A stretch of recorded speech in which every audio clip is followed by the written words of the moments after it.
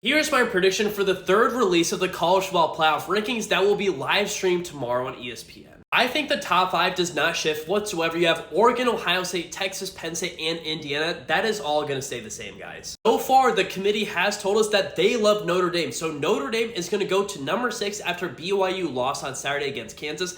And then we get into the SEC craziness where honestly, no fan base is going to be perfectly happy with this, but this is just how I see the cards fall. I think that they're going to say Alabama has that win over Georgia. Even though they lost to Tennessee, they should be ranked the highest. Next, you have Ole Miss, who beat Georgia, and then you have Georgia, who just beat Tennessee. You can't do the head-to-head because you're just going to go in a circle. So honestly, this is just the way that I see the cards falling with the SEC teams that have 2 losses. And then we get to 11 through 25. I have Miami just on the outside of the top 25.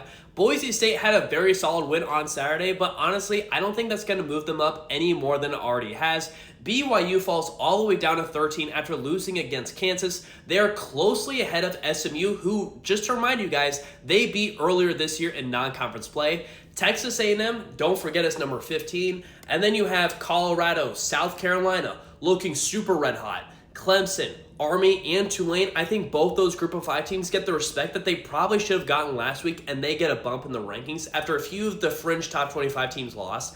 Then you have Arizona State, who should have been ranked last week, but they're going to come into the ranking this week, along with Iowa State, Illinois, Kansas State takes a major fall, and Mizzou. And just to remind you guys, I will be live streaming the top 25 release, along with having a bunch of instant reactions and what the playoff would look like based on the new top 12 tomorrow. So stay tuned for all the content coming for you guys.